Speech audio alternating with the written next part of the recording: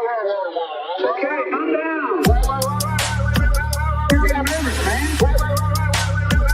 You got nervous, man. Okay, I'm down.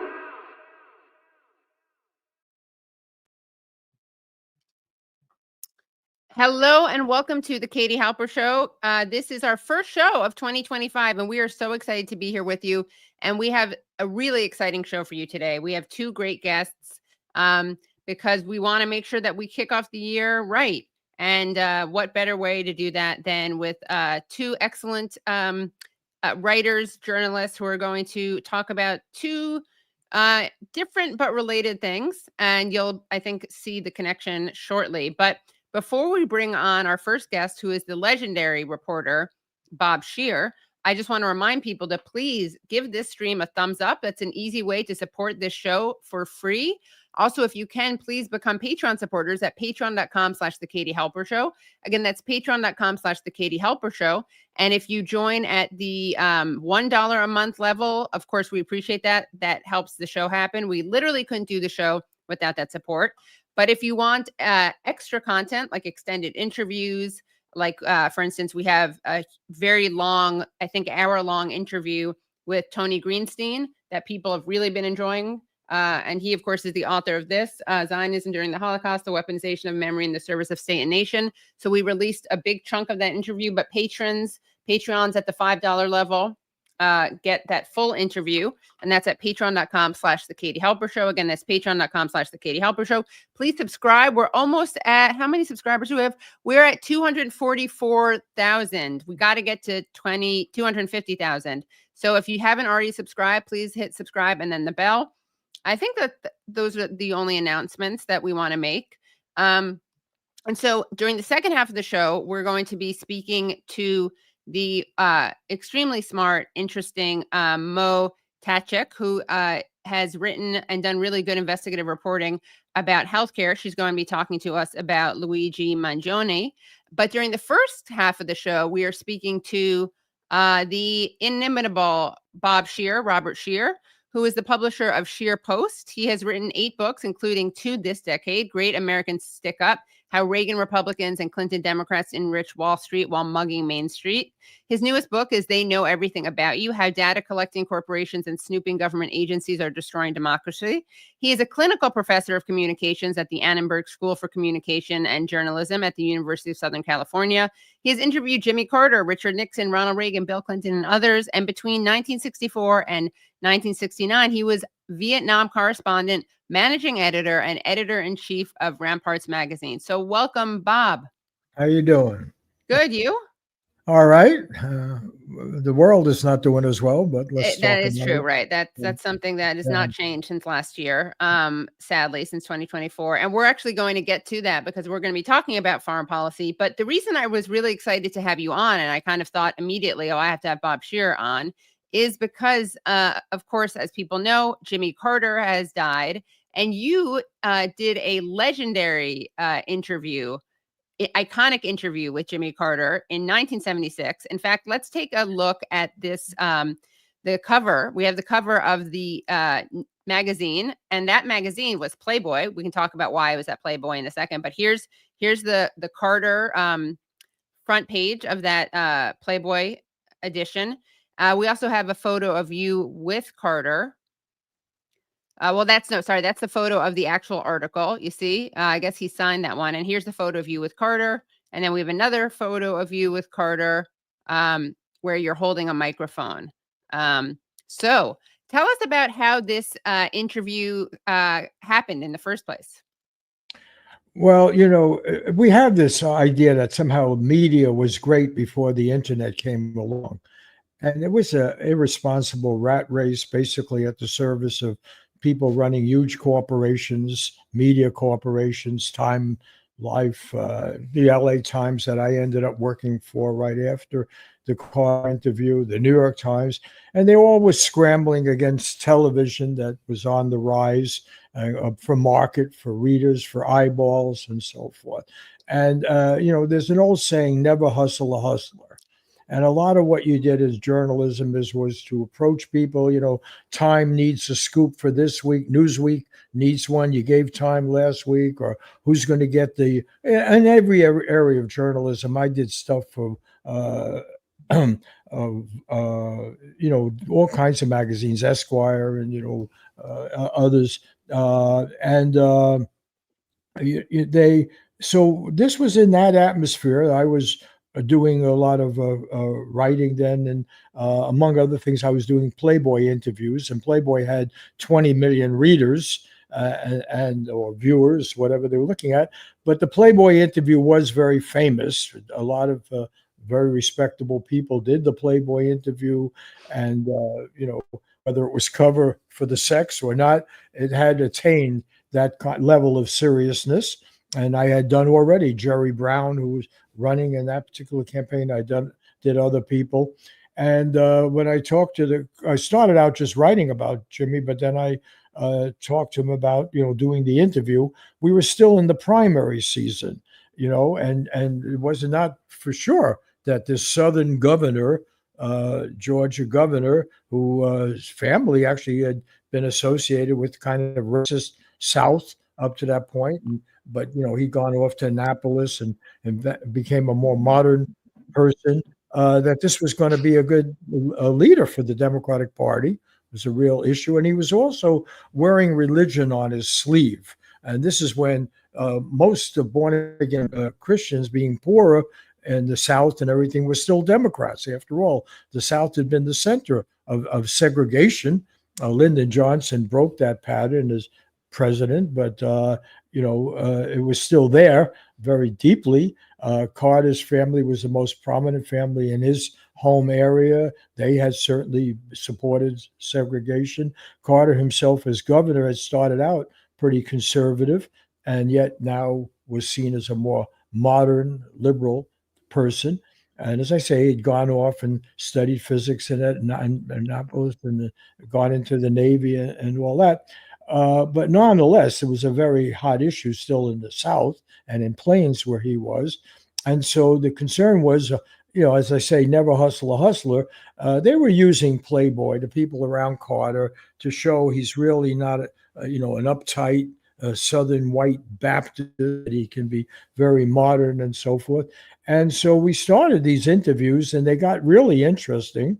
And I always had this idea as a journalist: keep your listening ears open, something you tell children. And, so I found the discussions very interesting, because I found Carter to be, as almost everyone I ever talked to in life, more complex than they projected. And he certainly was, and he had understood all of the contradictions that he was involved with. So we were doing these interviews, and the way you do it when as he increasingly became the front runner, there's a lot of people want time with this guy. I had the same experience with Ronald Reagan. I did him for the LA Times and then profiled him for Playboy and others. But you're competing with everybody for time as the guy gets more popular. And so what we ran into was, so we had very good, candid discussion, which got put together as the Playboy interview. But they were conducted over a 4-month period, as I also covered the campaign and wrote about it and so forth.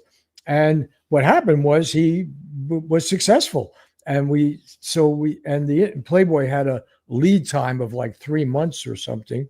And this thing had taken so long. Sometimes I get a half hour, sometimes I get 20 minutes. And, we go like this. And meanwhile, I was learning a lot about Jimmy Carter, about the South, about the Democratic Party in the South. And boom, there we are in New York, the Democratic Convention, and he's suddenly the candidate. Well, that changed the whole ballgame. They didn't really need Playboy anymore. In fact, it was a potential embarrassment. Why'd you give an interview to Playboy? And he was thinking, and his people, the primary. Nonetheless, I had been promised one last interview now that he was the candidate, and they were now concerned what is in this interview and so forth, And so I made an appointment. They invited me to come to Plains right after he took the nomination in New York at the convention, which I attended. And I was down in Plains. I first went to Atlanta. I had dinner with Jody Powell, his press secretary. We talked about what was wrong. And I was honest about it. I said, look, if the goal here was to show that he's not uptight about religion, I think certainly for Playboy readers, there'll be a concern. After all, you're up against what remained of the 1960s, and do we need this guy? But also my Playboy interview, if anybody reads it, and they should, it really was a lot about what kind of Democrat are you going to be? Are you going to be a Cold War Democrat like Lyndon Johnson, who got us into Vietnam and this nightmare world, and as well as social issues, personal freedom, and so forth?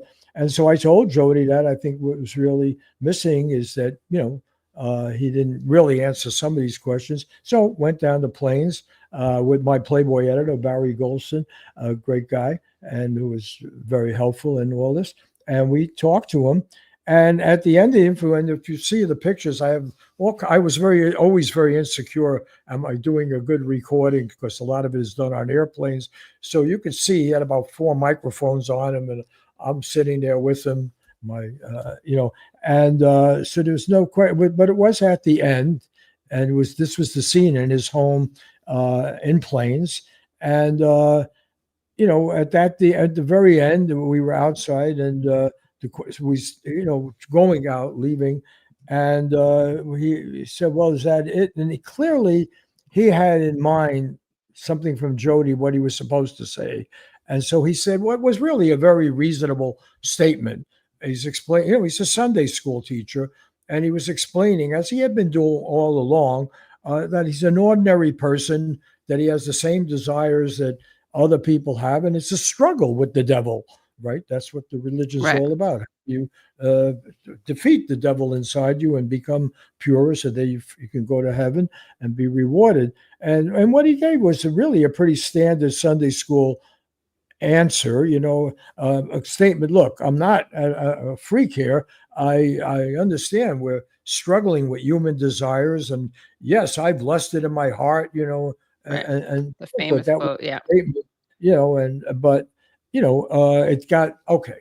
I thought the controversy in the interview was going to be something else he had said, and we had explored in great detail, which is how do you relate to power in America, the condition of ordinary people, but mainly a lot of it was on war, the war economy, the Vietnam War, which we've gone through, and the Democratic Party being as much a war party as we had. After all, Dwight Eisenhower, the great war hero, had been open to negotiation with Russia. Richard Nixon, who started life as a strong anti-communist Cold Warrior, made the opening to China, did this incredible thing. We can live with the Chinese communists. That Richard Nixon, and here the Democrats were still given to a Cold War mentality.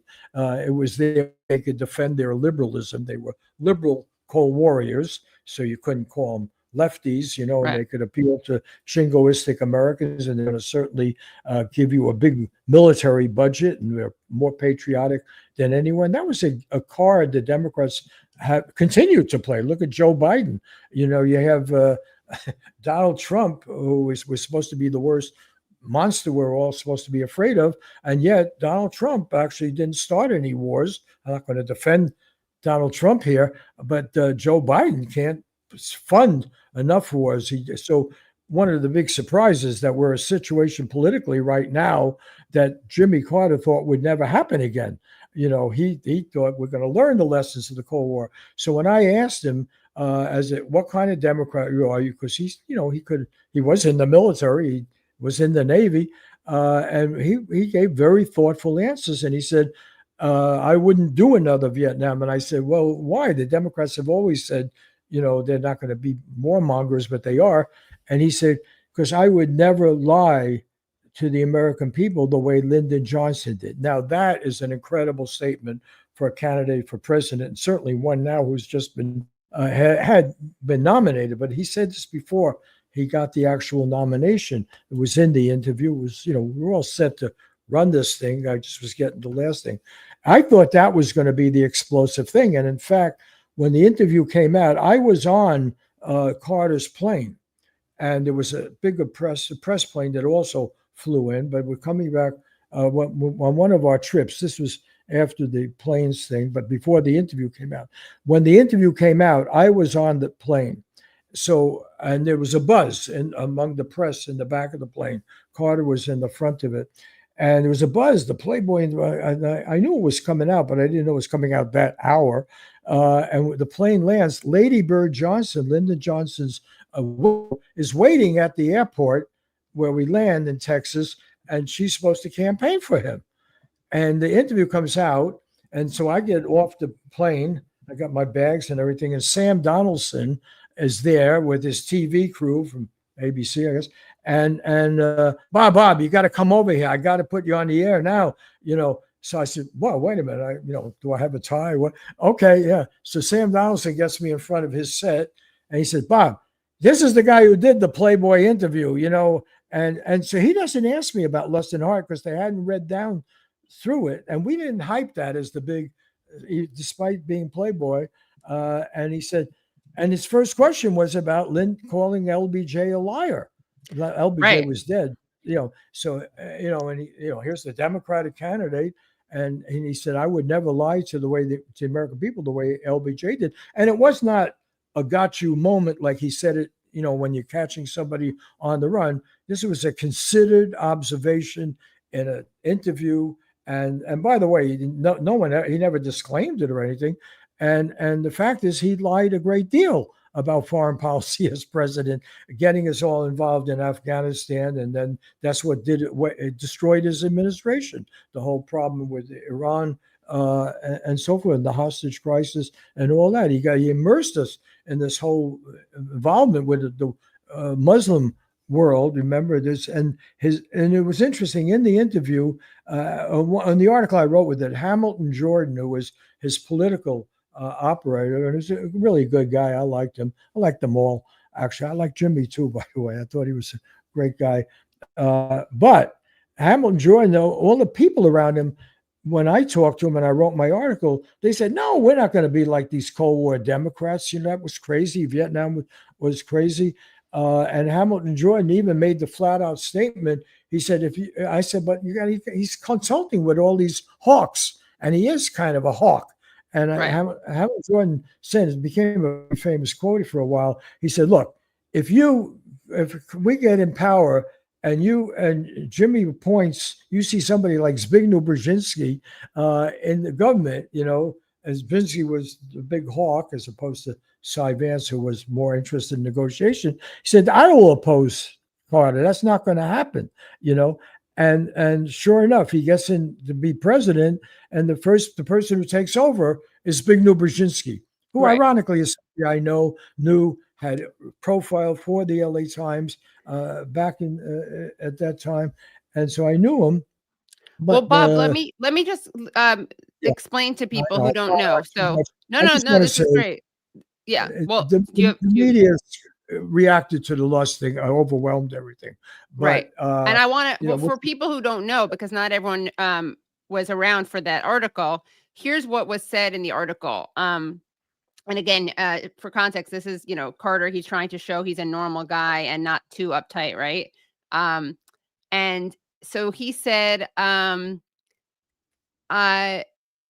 I try not to commit a deliberate sin. I recognize that I'm going to do it anyhow because I'm human and I'm tempted. And Christ set some almost impossible standards for us. Christ said, quote, I tell you that anyone who looks on a woman with lust has in his heart already committed adultery, end quote. I've looked on a lot of women with lust. I've committed adultery in my heart many times. This is something that God recognizes I will do, and I have done it, and God forgives me for it. But that doesn't mean that I condemn someone who not only looks on a woman with lust, but who leaves his wife and shacks up with somebody out of wedlock. Christ says, don't consider yourself better than someone else because one guy screws a whole bunch of women while the other guy is loyal to his wife. So that is kind of a shocking that's the thing way from you him. can, maybe not, you shouldn't use the word screw, but that's what he said. I didn't say that. Okay. I know. Okay. But obviously you were there. I know you're a very proper young lady. Yes. But the point is that it's in the manner of Sunday school teaching that you confess to being human We all have Mhm. human desires. We all are competing for our soul with the devil and virtue, different sides, and so forth. And for some, and I've been told this. By the way, I had many discussions with Carter after, not many. I had 3 or 4 discussions with Carter. He first of all wrote a book about his religion in which he tried to disown a bit the interview and, oh, I didn't know the tape recorder was on or something. Hot mic. And then he apologized. I have a letter from Carter. By the way, all of this is in a very good book called Playing President. That is a collection of my By Robert interviews. Scheer. I Yeah. interviewed, yeah, I interviewed Bill Clinton. I interviewed Yeah. Reagan. I had a lot of experience interviewing. I interviewed Richard Nixon after he Right. was in office, and I spent more time. At least Reagan kept telling me I spent more time with him than any other reporter. I interviewed him before he was governor. I interviewed him before he's president. And by the way, I always took it very seriously that I'm there interviewing. This is not the profile piece. There was a piece I wrote in Playboy where I gave you my view, what I learned from it, and so Right. forth. We have that. That's But great. this Yeah. was always done in a meticulous way. And I must say, I want to praise Playboy for this and what it was, what Playboy was. And I want to give Barry Golson a lot of credit, the guy who was my editor there, because Playboy put a standard of integrity on that interview that I didn't find elsewhere in journalism to that degree. I never found it. I found particularly, and it wasn't, Kretschmer was the overall editor. There were other great people that had been connected. But working with Barry Golson, no one ever asked me. I can tell you because I did Jerry Brown for them, and there were questions about Jerry Brown and his love life and everything. And I said, "Look, I'm not going there. I'm not interested in it." And they said, "Enough." No one. They never asked me to ask Jimmy Carter about sex. They never did. That was all my pushing. What does it mean to be a fundamentalist Christian? And when you're going to become president of the United States, a legitimate Right. line Yeah. of questioning. But there was no interest at all in Playboy. They were very happy. It sold more copies than any Right. Playboy had sold or something. So that was good. But no one, and Barry Golson in particular, he had been the editor of the Yale Daily News or something. He had been at Atlas Magazine. He had a serious journalistic background. He knows, a whole bunch of languages, very smart fellow. And nobody at Playboy ever told me I'm supposed to ask. I was asking about the role of religion. I was Right. asking, what does it mean to be a born again Moral, Christian? right, and morality. Yeah, Yeah, it's a great interview. I highly recommend it. Yeah, and you do Well, wrestle with these questions, and he's a little. Well, we'll get it. Jonathan Alter wrote a very long, huge book on Carter, and he does say in there he thinks that's the best political interview, or the article with it was the best political article, and his book is very thorough, very good book. But I want to say that it got cheapened because people wanted to use it as a gotcha thing to attack Jimmy Carter. So it's the irresponsibility of the mass media in the pre-internet glorified age that got it all screwed up, and then they suddenly forgot what he said about foreign policy. Look, let me give you I'm going to one show you. Can I show you? I want to show you one of the questions you asked. Okay, because we have so I want to go to that question that you refer to. So you write, how do you respond to the argument that it was the Democrats, not the Republicans, who got us into By the way, I just want to tell you, my wife just held up a sign, said, "Let her talk." Okay, yeah. So yeah. I want to give a full-throated apology at this don't worry. point. That's okay. And thank you, Narda, for that. Yes. and Narda is we've had Narda on the show, who is a wonderful journalist and wrote my boss at the LA Times. Your boss, she was my boss, yeah. And also wrote that great book. We had her on with Pat Tillman's mom to talk about that great book that they wrote together, Boots on the Ground. Boots on the Ground, about the killing of Pat Tillman. Tillman, So hi, Nerder. Playboy, how do you respond to the Playboy is you, obviously. How do you respond to the argument that it was the Democrats, not the Republicans, who got us into the Vietnam War? Carter, I think it started originally maybe with Eisenhower, then Kennedy, Johnson, then Nixon. It's not a partisan manner. I think Eisenhower probably got us in there thinking that since France had failed, our country might slip in there and succeed. Kennedy thought he would escalate involvement by going beyond the mere advisory role. I guess if there was one president who made the most determined effort conceivably to end the war by massive force, it was certainly Johnson. And Nixon went into Cambodia and bombed it and so forth. It's not partisan. It's just a matter that evolved as a habit over several administrations. There's a governmental consciousness to deal in secrecy, to exclude the American people, to mislead them with false statements, and sometimes outright lies. Had the American people been told the facts from the beginning by Eisenhower, and then there's more, but that's all we'll play for right now.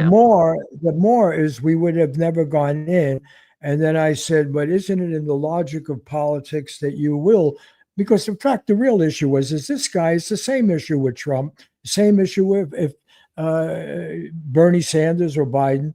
Are these guys for real when they tell us they feel our pain and they want to help us? And they want to make America great again or improve the economy or so forth? Or are they just throwing out words and are they going to do what they think our political, economic power elite and establishment want them to do? And Jimmy Carter, like Donald Trump, amazingly, Donald Trump, this super rich, hustling guy, nonetheless, were coming on as populists. Right. And it's the misuse of what was an honorable tradition of populism, speaking for the people and challenging power. And then during campaigns, they all pretend to feel our pain and care a lot about us. And they end up making life not only miserable for us, but for the rest of the world. Right. And that's, it's a sick, manipulative game that's played in the name of democracy. It makes a mockery of democracy. That's really what you're talking about. And this is a very good exhibit, a great example of that destruction of democracy by PR, by garbage, by manipulating images. Let me give you one very good example here, and that has to do with the condition of Black people in America. Jimmy Carter, this whole reinvention of the South and the New South and everything, as if slavery was just some accident and segregation and so forth. And when I went down there, and that's what the piece, which by the way, I put up on Scheer Post as well, but you can also refer to that ran with the Playboy piece. I had been in Plains in 1960. I had gone through there and I was with some people who are braver than I was that actually wanted to integrate bathrooms. And I'm and I also, had a lot of dealing with the civil rights movement. And so when I got to involve with Carter, I remembered I had been in this movie set of a hometown that he had, Plains. It was great for TV. It was great for peanut farmer and so forth. Well, it also was one of the most viciously segregated, hostile, murderous parts of the South. And Jimmy Carter came from the wealthiest family in that county, and he had played footsie with segregationists and so forth. He was there was a past to deal with. What kind of liberal are you going to be? And by that point, he had changed his tune. That was why he wanted to do the Playboy interview, to show I'm not a Southern conservative, which was still, remember, the Democratic Party was based in segregation and slavery. And that's the thing they'd like to reinvent. Yeah. Somehow it's the Republicans, but it was the Southern Dixiecrats, right? Yeah, it was solidly Democratic, and he was supposed to be a new Democrat. Right. Okay. And so I was asking him a lot of questions. And now it's interesting if people go back into that interview, but also the article I wrote with it.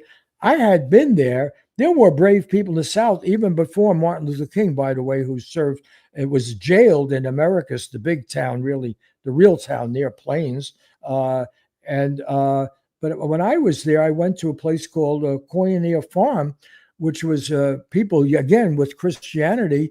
They had come at it with their Christian conscience, had decided segregation was against God's will. Right. And they had formed a farm there in which Black and white people worked together and tilled the land and issue a statement of equality. And ironically, Hamilton Jordan, the manager of Carter's campaign, it was his uncle Clarence and his aunt Florence who had this wonderful integrated farm that was being shot at.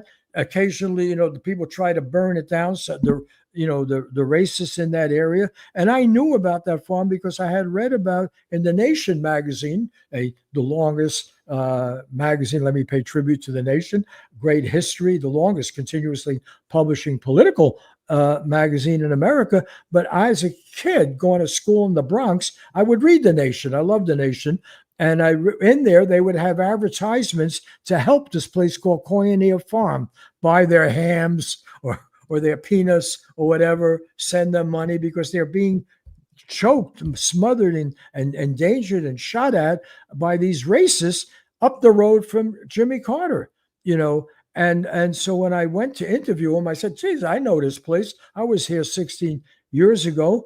And I stayed in that house when there was actually an incident of shooting. I met with these people, and so forth. And so that became the substance of my story. And then a fellow graduate at Annapolis, Singletary, was a great hero. He had sided up with them. There were people in Plains who had come out against segregation way before the Democratic Party did. This was in 1960. And some people in Carter's family, Billy, who was described routinely as some kind of segregationist racist, wasn't at all. He shucked the peanuts. I talked to Billy about it. He has stuck his neck out and shucked their peanuts when the others were boycotting, so they couldn't, sell their peanuts. And Billy was one of the heroes of my piece. I thought he got a bad rep. Well, and his Bob, I want to make sure that sorry, Yeah. I don't mean to cut you off, but you have so many Yeah, amazing well, my stories. wife said I should shut up. No, so it's let me not do because it. I But want to shut you just- off. I just want to make Yeah. sure we get to certain really important Yeah. things. I'm going to have to do like a marathon interview with you though at some point soon. I'll come visit you and we'll do it. It won't be Yeah. live though. You got to watch it. I'm 88 now. You got to do it before Yeah, all right. I die. I'll come. Well, we'll do it this year then. I'll visit you. Yeah. But I just want to finish because I didn't finish that quote. So what was said in that quote that got unfortunately cut off, and apologies for that because it was a relevant, relevant, not irrelevant part, was that after you said, had the American people been told the facts from the beginning by Eisenhower, Kennedy, McNamara, Johnson, Kissinger, Nixon, I think there would have been different decisions made in our government. So there he is, basically calling all of these people liars. And as you said, that wasn't as newsworthy as him saying that he had lust in his heart. But I want to show something else that you said, another part of this interview. So you wrote, then would you summarize your position on foreign intervention? And Carter says, I would never intervene for the purpose of overthrowing a government. If enough were at stake for our national interest, I would use the prestige, legitimate diplomatic leverage, trade mechanisms, but it would be the sort of effort that would not be embarrassing to this nation if revealed completely. I don't ever want to do anything as president that would be a contravention of the moral and ethical standards that I would exemplify in my own life as an individual, or that would violate the principles or character of the American people. So how honest was that assessment? Well, he may have intended that, but he had already abandoned it in terms of where he was getting his advice. His principal advisor was Zbigniew Brzezinski, who, by the way, personally I liked, and my own son, young at the time, went hiking with Zbigniew in Maine with his family, and so I was didn't. Mika there? Mika, his daughter? Well, it's one of the things that happens as a journalist. You end up socializing with Right. people you write about. Hopefully you can still keep your objectivity and sometimes anger them. So later when I went to work at the LA Times, Zbigniew Brzezinski called Otis Chandler, our publisher, and was yelling at him that he should fire me because I did a profile of him. So, I'm not saying friendship only goes so far, right. But I was able to get along with him. But there was no question this guy was the ultimate hawk. And, he come from this Polish family that obviously had a terrible experience with the Soviet Union. And so he was the ultimate hawk. And he certainly did not want to wind down the Cold War, which Nixon clearly wanted to do, because clearly Nixon understood communism was not international. It was nationalist. The Chinese communists and the Russian communists were shooting at each other across the border occasionally. We were in Vietnam to stop communism. We lost our most ignominious defeat in Vietnam. And what happened? Vietnam and China went to war. They didn't invade us in San Diego. two communist governments went to war. And by the way, the U.S. government right now would like Apple to be assembled its iPhones in communist Vietnam rather than communist China. So the whole Cold War was utter nonsense. And intelligent people like Jimmy Carter at that point already knew it, but not Zbigniew Brzezinski. And Zbigniew Brzezinski is on record as having said he gave the Soviets their Vietnam by creating a situation. They created a situation in which the Soviets got involved in their war in Afghanistan. And Carter, when he got in there, they certainly was supporting that. And the whole war on terror and everything else, you could place in some ways at Carter's step for all of his image of caring about people, habitat, all of which is very good as a post-president. As a president, Carter was a Democratic warmonger and created a great dangerous situation, and it was his undoing. Oddly enough, it's his undoing. The very thing he assured me he would never do, they ended up lying like crazy. And this happened. It was also with Iran and the hostage crisis, a total denial of the history of Iran, the U.S. role in creating the Shah, the overthrowing the Mossadegh. It was all a tissue of lies, like so much of American foreign policy, which Carter personally knew. That much I know. He's a smart guy. And I should say, by the way, way after the Playboy interview, I ran into Carter because he wrote that book questioning it, and we had an exchange of letters. And I actually had a nice discussion with him at UCLA and other places where he showed up. And so I think at the end it was quite friendly. But he was very determined as a ex-president to support peace. I mean, he returned to the wisdom that he showed in my interview. And so, yes, I'm all for respecting Jimmy Carter overall as an individual, giving him the respect he's due, certainly for his post-president. He's the greatest ex-president we ever had. No question about it. I think he was a thoroughly decent person deep down, but I feel the same way about Ronald Reagan, and that gets people angry with me on the other side, I'm angry with you on the left side for saying that. Well, but if you keep your listening ears, you really think he was decent? Look, I got along Ronald with Nixon. Reagan? I was one of the people Nixon tried to destroy. I had my taxes audited. God knows what. I was the editor of Ramparts magazine at one point. I certainly had a lot of trouble, and I had with Johnson. But the fact of the matter is, it's the issue that's it's the power that's corrupting. Sure. It's not the individual. This is what's the whole question of Carter was raising about his Christian ethics. He abandoned them. He abandoned them in the face of power and rewards and so forth. And when he didn't have power as ex-president, he could return to it. Right. The same thing happened with Nixon. But there is something structural, right? Yeah. We can talk about this because there's obviously something structural that makes it so that, look at the Obamas. They just hang out with Richard Branson. Look at the Clintons. They do the incredibly corrupt Clinton Foundation. I mean, Carter is, I think what is a fair assessment, right, is that he was a typical president, and he was like a typical president, but he was an atypical former president. I want to ask you about why it is, why he was able to do stuff like Habitat for Humanity and other presidents weren't able to do that. But before we go on to that, I do want to talk to you about a piece that your colleague at Scheer Post wrote, Chris Hedges, Don't Deify Jimmy Carter. And one of the things that he talks about with Jimmy Carter is he accuses Jimmy Carter of selling out the Palestinians. And what's so interesting is that Jimmy Carter is justifiably praised for what he said after being president. In fact, let's take a look first, we're going to take a look at something that you asked him about in an interview. You brought this up. 1 second, please. Sorry. I just have to get this tweet up because Robert Schrum, one of the many people who's still around, unfortunately, I'm not saying I wish death upon him. I just mean he's not. But wait a minute. Bob Strum's a good guy. He's a colleague of mine at USC. These days where I teach and he teaches. Well, that's why I clarified. I'm not wishing him ill. I think he doesn't he do some politically problematic things though? Or no, I'm you don't. sorry. We'll leave that at we can leave that alone. Oh, But okay. isn't he like a major Dem like Yeah, he's been a political. He was no. operative? He worked with Bob. He worked with Teddy Kennedy.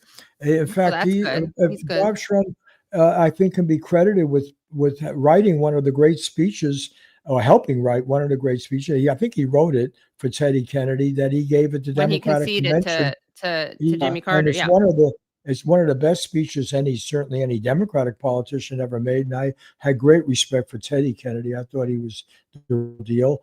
We shouldn't deal with the corruption of individuals. Like I say, Okay. Jody Powell, Hamilton Jordan, Patrick, I forget his name already. He was a very important in their campaign. They're all, look, the people around Reagan, the people around Nixon, Haldeman. I was in I don't know, with some kind of hot tub with Haldeman and after Nixon in New Mexico. I hope you're just good at sharing space. Yeah, I mean, as a journalist, particularly if you've been in mainstream journalism, which I spent a lot of time. I was at the LA Times for 29 years. You should write a memoir called Hot Tubbing with Haldeman. Well, I wrote a piece about it, but I'm not, the fact is these are human beings. And here Christianity has got it right, by the way. Maybe I sound a little critical of people who take Christianity seriously, but I think the struggle for the soul of people have to go through, but it's not an individual struggle exclusively. This is what the mega churches leave out. The society is on the side of the devil most often. It's on the side of power, whatever society. They can call themselves communists. They can call themselves Democrat. They can say they're Islamic. They can say they're Christian. They could be a Jewish state, obviously. I'm Jewish. I'm very deeply ashamed about the Jewish state of Israel is doing in the name of all Jews. It's claiming to do in the name of all Jews, Yiddish word. It's a deep tragedy. So the point is that we center it on the individual in any society, including the individual leaders. We're missing the whole point. Corruption comes from power. Corruption comes from the desire for power, rewarding power, celebrating power, the celebrity culture of the United States. That's why is Trump our president for this? So how did he get to be president? Because CBS invented him. The media invented him. Why? I forget his name. The guy who said it was bad for the country, but good for ratings. He said Donald Trump may not be good for America. I don't know if that, but he tells an affiliates meeting, but he's great for CBS. Look at our ratings. Right. So it's these systems of power. And also you can't rise up the other issue is unless you're corrupt or corruptible or compromised or compromisable, you're not going to get past like state senator or city councilor. Let me go further. The reason I called my book Playing President, that Akashic published, you could still get it, Playing President. The reason I called it Playing President because I don't think they know which end is up by the time they get to be president. They start reading from scripts, they get filled in, they get briefed. I do a show with Ray McGovern on Depose every week. He was with the CIA for 27 years. He briefed, 4 or 5 presidents, Ray McGovern, and one of my great heroes in life, by the way, and a guy who, came out of the CIA experience and has informed us.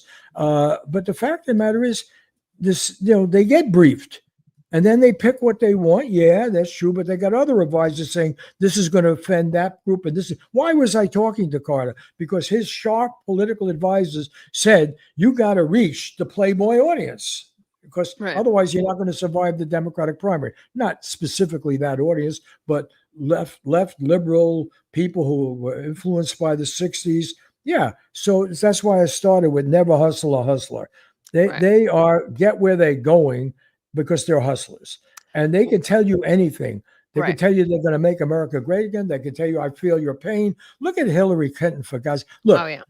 No one believed that she felt anyone's pain. Like as Nina Turner said, Donald Trump lied and pretended he felt people's pain. Bernie Sanders really did feel people's pain, and Hillary Clinton didn't fool anyone. She didn't even pretend to feel people's pain, and neither did Kamala Harris, by the way.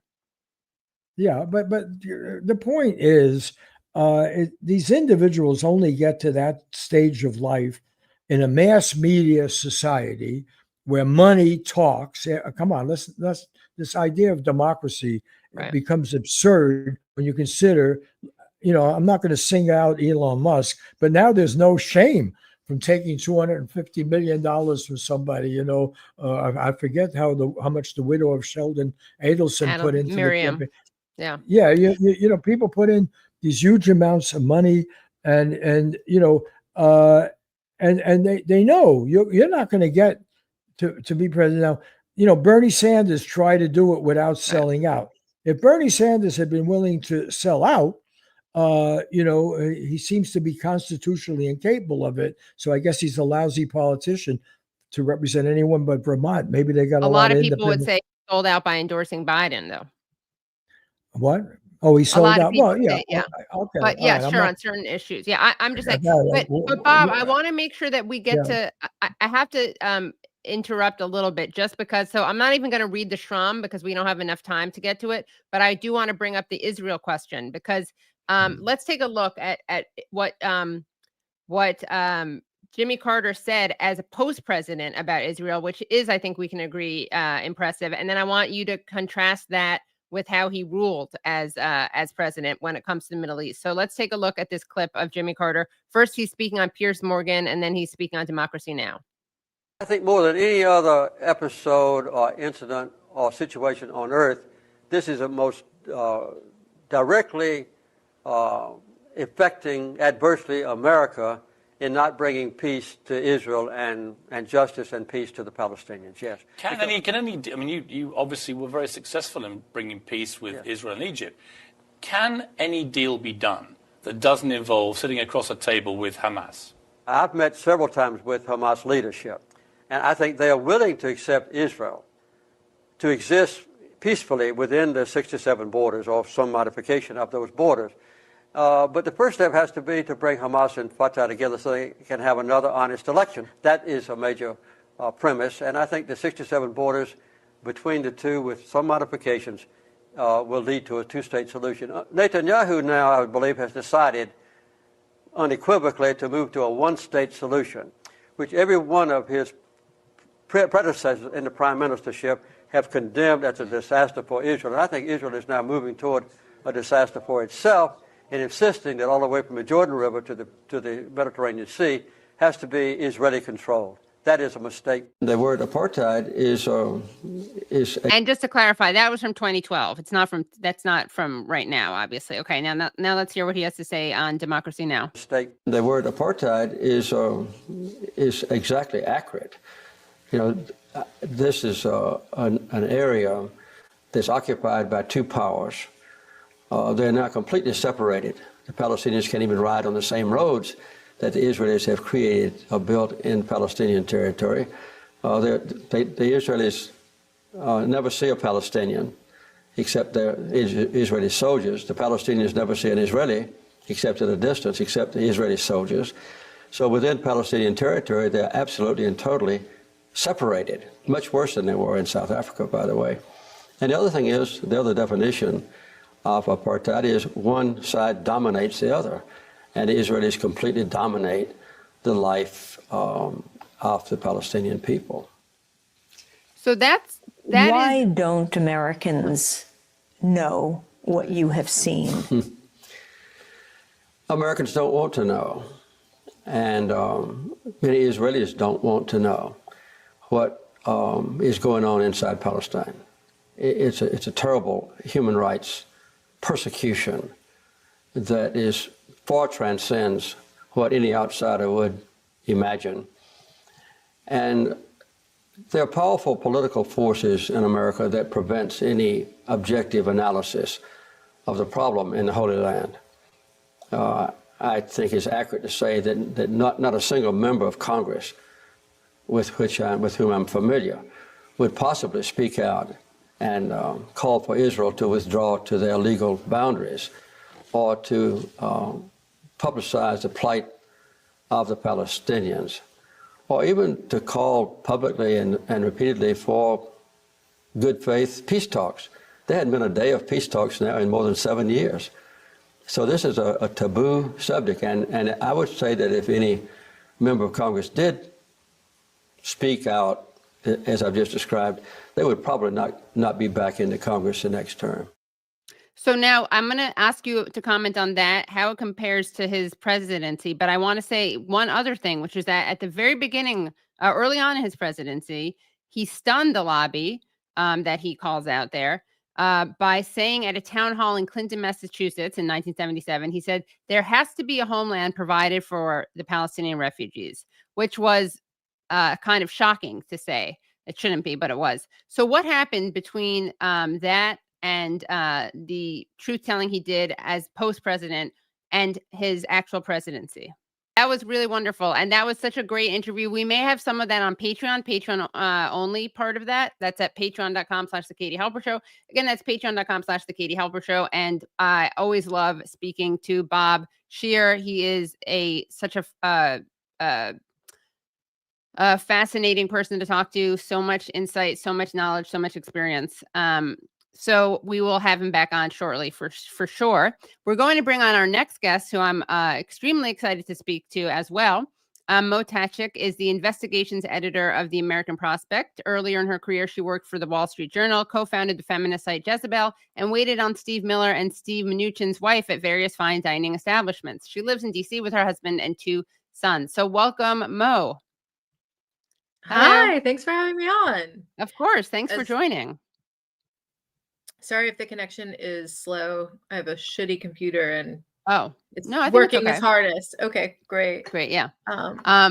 So I want to ask you about Luigi Mangione and how his story relates to the reporting that you've been doing on healthcare and also United Health in particular. Well, United Health is just one of those really diabolical monopolies that that no matter what, I write about healthcare, and I didn't ever write about healthcare until the pandemic, and I was writing about financialization, private equity, and stock buybacks and stuff like that. And during the pandemic, I started writing about hospitals and realizing how gutted and busted out the healthcare system really was. And then that I started looking at United Health because it's the biggest company in healthcare, and it controls so much in so many different, it is just this kind of it's called a health insurer, but it's really this kind of ubiquitous middleman, whether it's controlling data and controlling systems is a huge part of what it does. And basically, and so that's kind of why I thought it was interesting to write about Luigi. And in fact, obviously he didn't have United Healthcare insurance. He he's allegedly just fixated on this company. And I think that because it's just such an obvious target. In the past, when I've written stories about United Health, I've had I had an old lady, 89 years old. We share a name. She lives in Westchester County, and called me up one day and just wanted to rant about how much she hated her insurance. She's, her husband, she was on an IBM plan, and they switched her to a United Health Medicare Advantage plan. And, she did consent to it, but she didn't really she feels like they tricked her. And,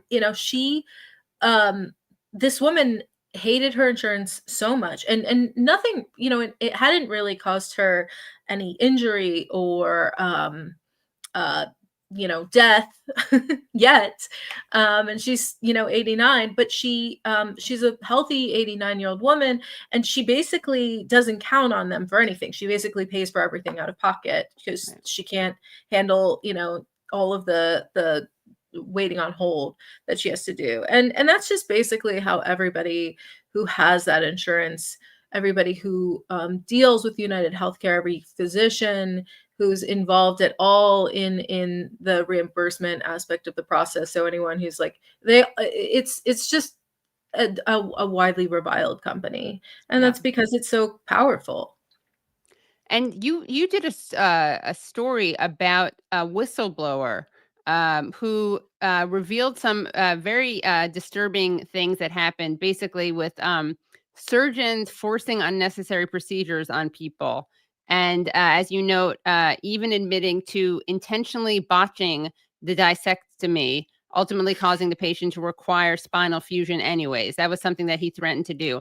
By the way, I had spinal fusion surgery. I had scoliosis, so I had a spinal fusion when I was 11. I'd like to think it was necessary and it wasn't forced on me. I don't think it was. It was interfering with my lungs, or it was going to. But can you talk about this story and this whistleblower? That's incredible. And I don't think that they, well, there are a lot of so. The problem, the reason that I wrote about this, or the reason that I found it so fascinating, is because if you listen to writers in Washington, policy writers, the types of people who write about healthcare, they're wonks.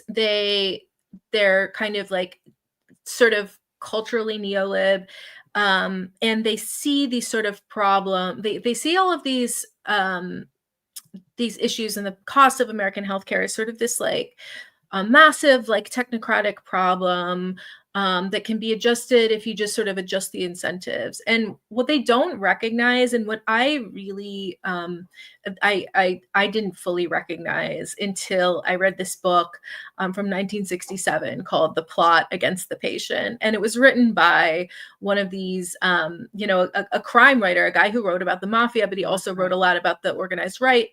And his name is Fred Cook, and he went down the rabbit hole of American medicine. And back then, you have to understand, 1967, this is really, most of what he was writing about was the pre-Medicare era. But what he recognized was that criminals were all over this industry, and they were in whether it was like Teamsters, pension funds, basically financing these mafia hospitals where they would get these, sort of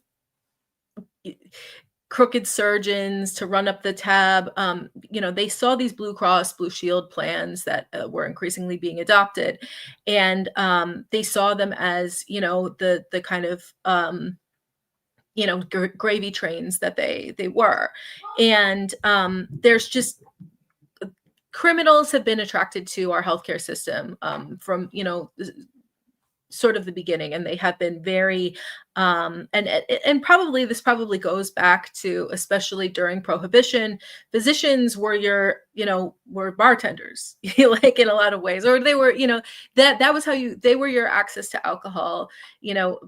Prior to that, they were your access to narcotics or whatever.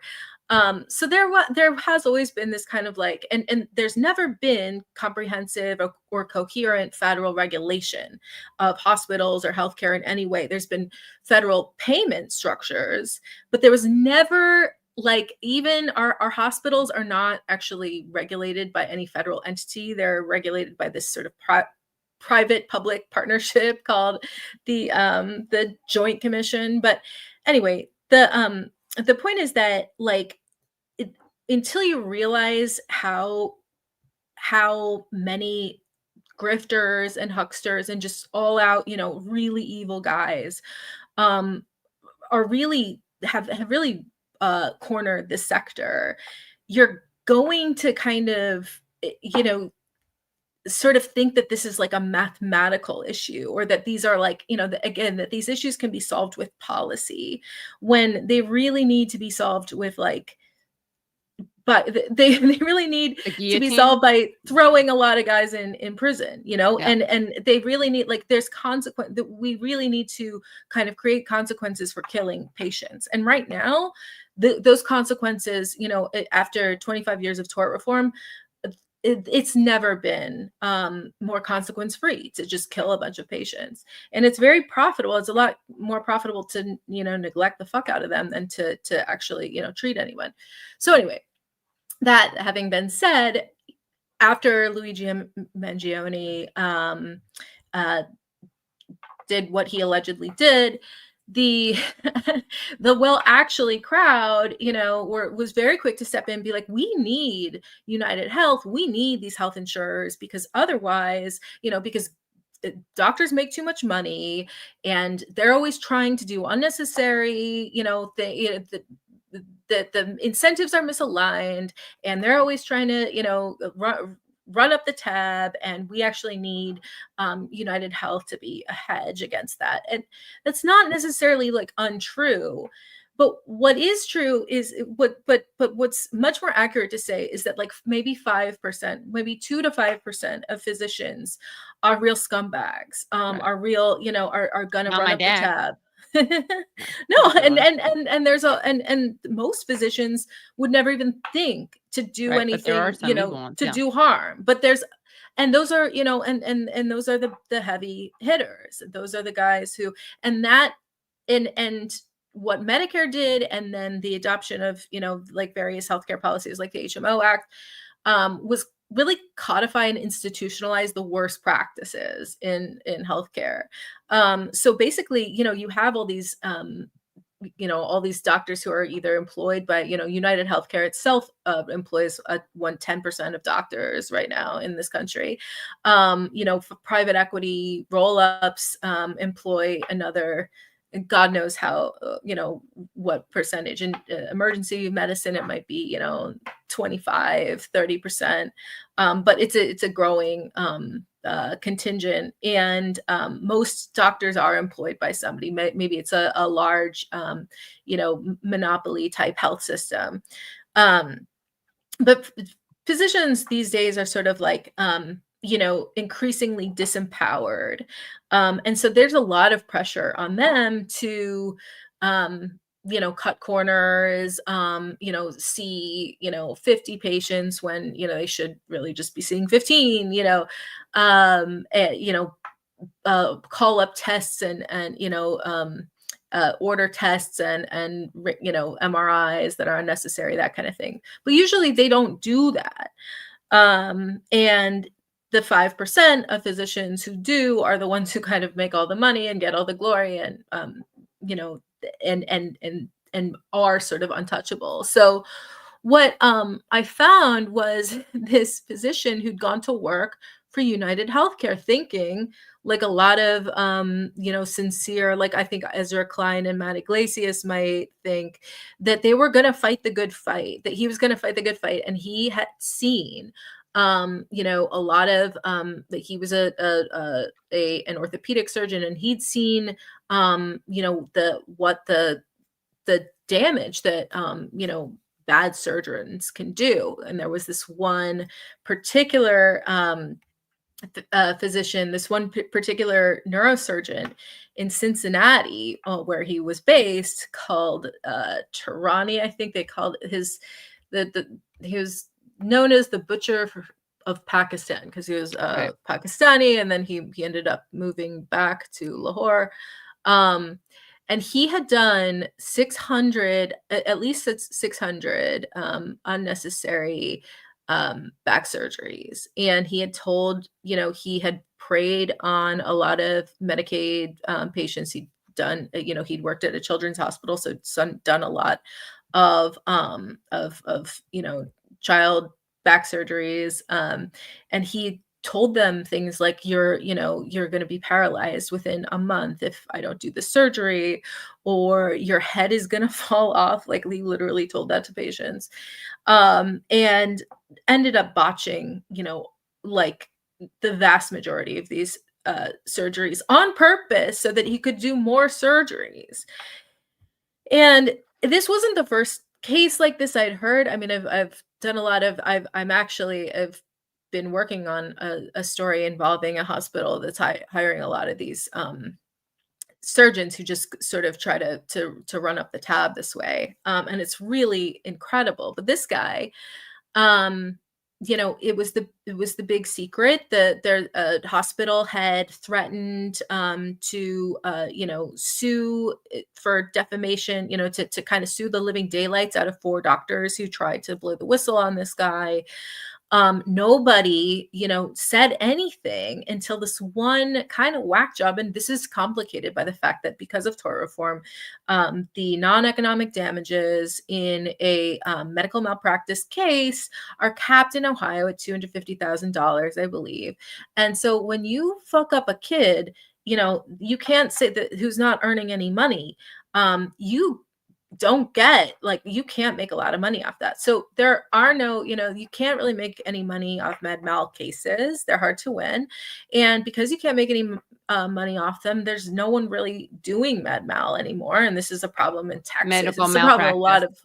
in medical malpractice. This is a problem in a lot of states. And this is why I say there are really no consequences to killing patients in a lot of states anymore. And so this one loony lawyer who is a big Trumper, and he is, he blames DEI for half of this, but he took on the cases. He had an 80% success rate. He ended up winning a collective $300 million in jury awards. And the physician flees to Lahore. The medical malpractice insurer that is, insured this physician and all the hospitals that he worked in, owned by Warren Buffett, they won't pay a penny to any of these poor patients. Anyway, this physician who went to work for United Healthcare, he had worked on an expert witness on that case, and he had been, he really radicalized by it. He had said, this is a problem. This is the scourge of our community. Maybe we are, too predisposed to trying to, fix problems with surgery.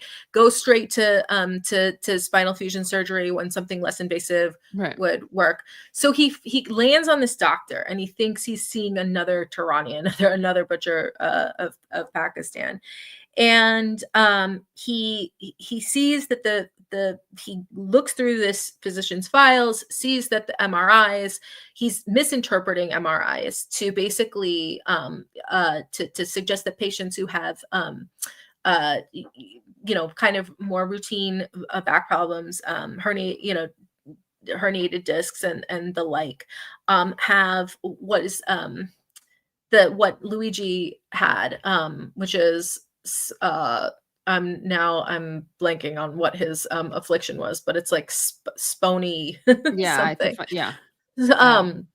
I'll get it. And he sees that this physician is deliberately misinterpreting his MRIs. He confronts the guy on the record. He's recording the interview. He confronts the guy in a peer review session, and the doctor says, yeah, so what if I am if you cross me, I'm just going to start botching these surgeries so that I do have to end up giving the full spinal fusion surgery, because the difference is it was $100,000 difference in terms of reimbursement.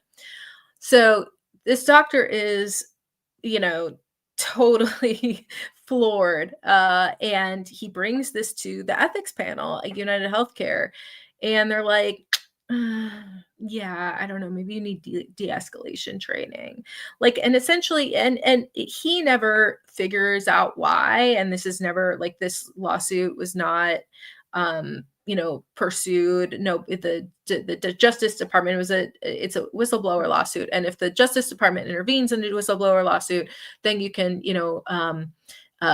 go undercover, and you can wear a wire, and you can kind of get to the bottom of the problems. But the DOJ never intervenes in whistleblower lawsuits, and they ultra never intervene in whistleblower lawsuits against United Healthcare. I've read so many good ones, and this one wasn't even particularly good. It was only 7 pages long, but it was because it involved this spinal fusion surgery. It really kind of and because it was so unusual, and he was recorded, right? I mean, wasn't the guy being recorded? Yeah, he was recorded. The doctor who was threatened to basically mess up on purpose. he was recorded, and this is all, this is all filed under public record. The physician, when I got in touch with him, he was really, really scared. He was really scared that somebody was going to go after him, whether it would be, his lawyer or the United Healthcare or the physician that he actually blew the whistle on. But it's all, it's all there. In the court documents. And United Healthcare, didn't want to like follow it up. And, we talked about why that was. And he said, basically they didn't want to, go to war at that point. But what it shows me is that, United Healthcare, obviously they, the only, figure that we have suggests that they're denying 32 to 34% of claims. I think that is on the low side because they control so many physicians through through these through their Optum wing that like employs 10% of the physicians in the country, and those physicians, that doesn't kind of even go through the normal like approval process. They just don't, those claims don't even really get reached to the point where they would be denied. But yeah, so this is a company that like kind of makes its business, denying legitimate claims, and yet they're willing to kind of let slide this guy who's obviously doing not only unnecessary but harmful surgeries. This guy who's clearly harming patients and is on the record saying that he'll do it again. And that's just the way that things like this seem to work. And I can't tell you exactly why, but like in most cities have a dominant health system or two. And within those health systems, there will be a few surgeons, a few cardiac surgeons, a neurosurgeon, an orthopedic surgeon who are the rainmakers of the hospital and bring in, maybe they bring in like 5% of the hospital's revenue, but they're probably bringing in something like 25% of the, operating income, because these are, the high margin facilities, and that's sort of paying for the whole, the rest of everything. All the, the maternity wards are, famously unprofitable, and so that basically all the OBs will be sort of given the sense that the cardiacs, the cath lab upstairs is like paying their salary, and it's this really kind of those surgeons who are the rainmakers, who do bring in all of the billing in any health system. Those are the guys who are the kings. Nobody really crosses them. Nobody messes with them. ProPublica just did a really, really like outstanding investigation into this exact dynamic with an oncologist in Helena, Montana. And this oncologist was just killing people. Some of them he was killing quickly. He killed one like 16-year-old girl with like just by, basically plying her with barbiturates until she died. And no one understands why he did that. He killed one of his patients by basically falsely diagnosing him with cancer, and the chemo ultimately killed him. Right. He was on chemo for like 10 years. Nobody really understands why this oncologist was doing it, but he got 3 CEOs in a row, I think, fired from his hospital because he was such a he was like the guy who was bringing in all the cash and allowing the enterprise to be profitable. And that's the thing, is that our whole healthcare system is, the liability of it is like built on these guys, and it's like, when people talk about Medicare for all, it's like we need, like the problem is that we need something more extreme than Medicare for all, especially now when more than half of Medicare eligible patients are on Medicare Advantage plans, we The whole need other thing, a yeah, national it's health crazy. system. Yeah, and that's also United Healthcare. So that was the thing that, like, I wanted to kind of tell a story that was like as like nuanced as the healthcare system really is, which is like, yeah, United Healthcare does, like, in theory, it would serve an important role in terms of, because not all of the things that a doctor wants to prescribe, not all of the treatments or procedures a doctor wants to prescribe are necessary, are a Right. good Or idea, healthy, are good yeah. for the patient. That's Right. absolutely true. Our But system pays for a lot of, like, that's, I mean, look at the opioid crisis. And yeah. again, like, if the opioid crisis, we never had a politician who actually was able to tell the story, like, listen, if you think that profit and healthcare are compatible, you have to think about what just happened for a second. You have to think about the fact that, like, it was the most profitable thing that you can do is get a country addicted to drugs. That is Right. so profitable, like nothing else. And Purdue Pharma thought about getting into other kinds of drugs. They had McKinsey consultants who were saying, well, you might want to think about diversifying your portfolio in case something happens. And they're like, That's so the disgusting. Yeah. margins. Right.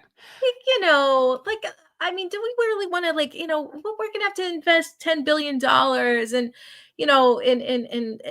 and it just didn't, and the math never made sense to them. Right. And so, like, that's the whole thing about healthcare, is that the most profitable healthcare out there is the stuff that nobody needs. It's the unnecessary MRIs.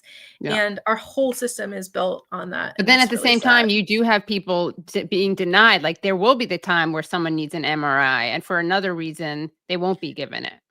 Exactly, because like the worst that of is all worlds. Because, and yeah, and it's these rainmakers who sort of get the rules don't apply to them, and then everybody else, they're just governed by algorithms. Right. And United Healthcare has, vast, they have the data warehouses full of these algorithms, and basically what all of them do is just provide a pretext for denying care.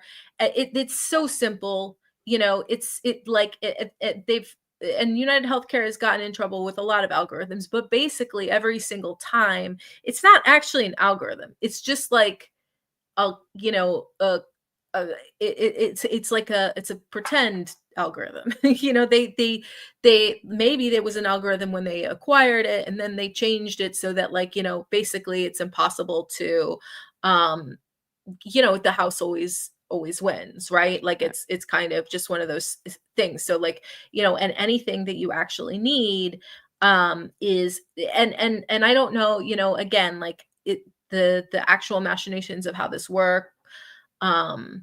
There's been so many whistleblower lawsuits, you can get into the weeds on how all of it works. But I do have one good piece of news that I just wanted to catch up on. Well, this is just how America feels about this, because I think that, I, like Luigi, went to Penn. All right. And I'm old. I'm 46 years old. And so my generation does not, a lot of my friends from college, we don't really talk anymore. And a lot of Israel has something to do with that. Oh, because they don't like you because you're an anti-Semite, Mo? A lot of love. Yeah, I'm. Yeah, and there's a lot of love for Israel among Penn alums of a certain age. Even though if you listen to what the trustees, it's the most anti-Semitic place that exists. But a good friend of mine who we hadn't talked, because I had basically asked her what it would take for moderate Zionist women to go against the war. And but she texted me back the other day, as soon as Luigi was fingered as the man, the assailant, as the assassin.